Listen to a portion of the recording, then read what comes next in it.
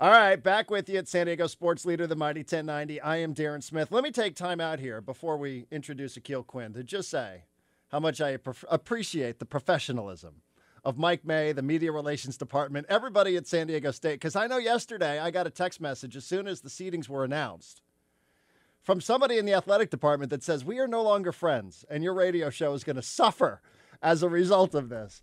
So I'm happy to introduce Aqeel Quinn here. I'm happy to know that that was just a spur-of-the-moment statement that there is no lingering effect here. AQ, this is Darren Smith. Good to talk to you. Thank you very much. Yeah, it's good to talk to you, too. How you doing? I am doing well. Have you been prepared for this interview, not to divulge any secrets, and that you are now technically, I guess, some people would consider this to be somehow, interacting with the enemy?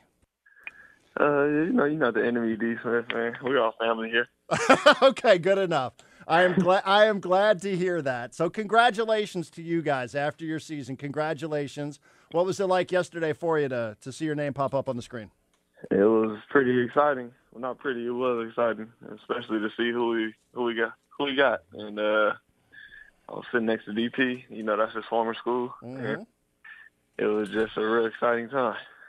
There is video of you, by the way, as soon as it pops up that San Diego State is playing against. There is video of you in which you you start immediately giving it to DP. What were you saying to him? Because he told me before, he was like, he might be playing St. John's, right? And I was like, yeah. And then when we saw the name, it was just a super surprise and excitement. It was, huh? Yeah. Well, I'm glad that you guys are able to enjoy it. Have you guys started talking to DP about, Steve Lavin, about that program? Do you think there's anything that he knows that might help you guys?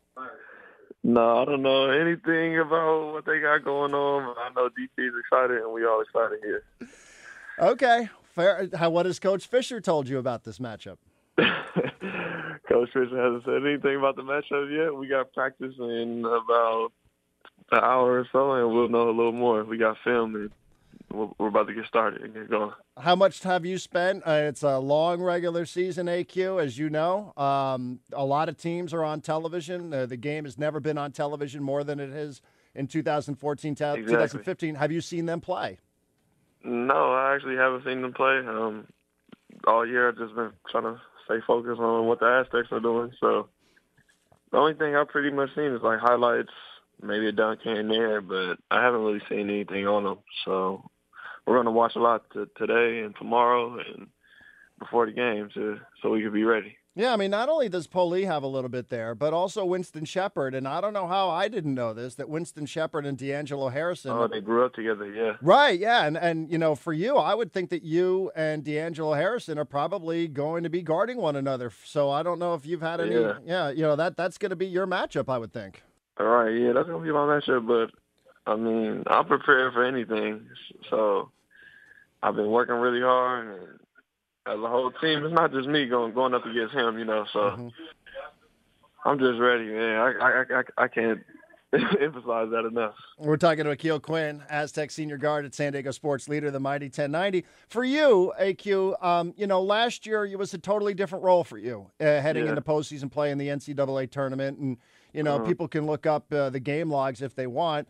But, not a ton of minutes for you. So how has this changed for you? What does this mean to you now that, you've been a part of this? You've been a starter for this team now, and you're kind of leading the Aztecs out there. I mean, last year it was X team.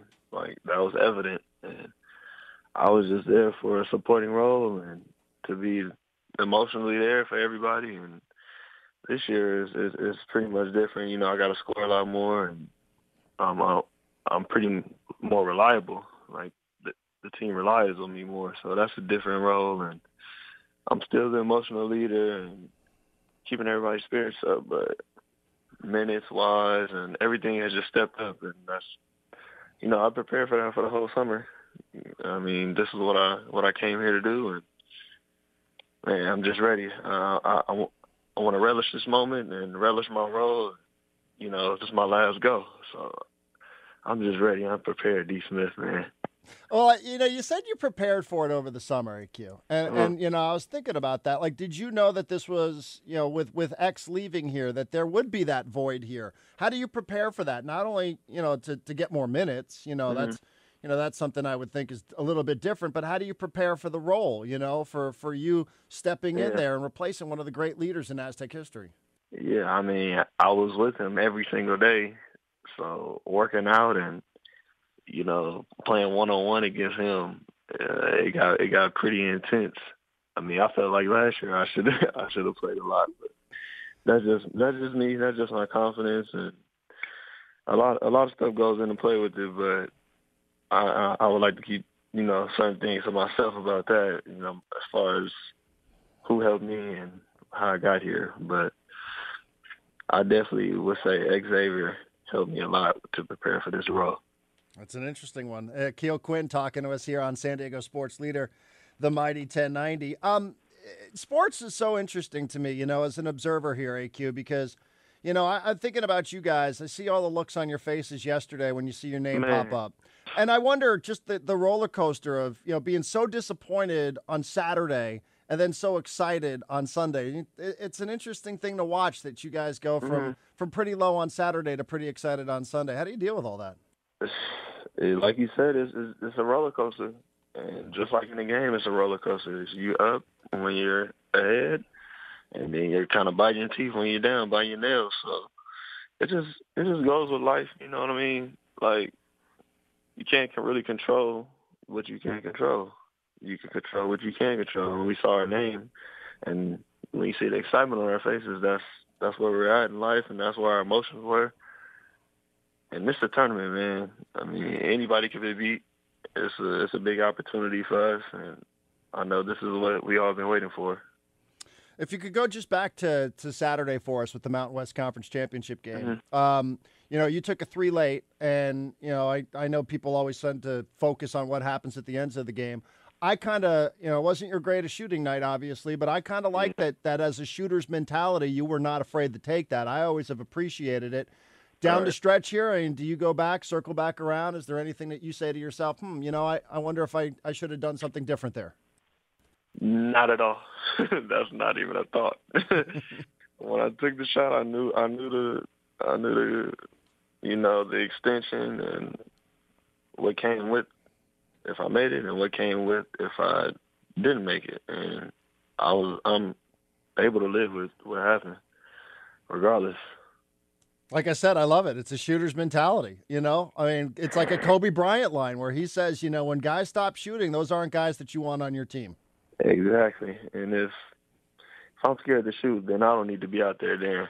So as a basketball player, you can't be afraid to make mistakes or take a shot, man. I just think when you put a lot into something and it doesn't go the way you want it, sometimes like that happens. But when it works out, that's what you prepare for, and that's what you love to do, and it's fun to see it pay off when the shots go in. I love it. It says everything about basketball and Aqeel Quinn. Final thing for you. Last time we chatted with you, AQ, it was right hmm before senior night. Looking back now, I know it was a couple weekends. How did you do it? How did you enjoy it? What was it like just with the emotions there on senior night with everybody and mom coming down? Man, very emotional, man. I was just all my friends, all my family were texting me before the game. It was just tough, man. Just to know that was gonna be my last time playing at VA House, but I enjoyed it a lot, especially with the people I loved that was around me, and the fan reaction was amazing. And I'm gonna miss. I'm really gonna miss it, man. But got a little teary eyed before the game, and just that whole game was emotional for me, man.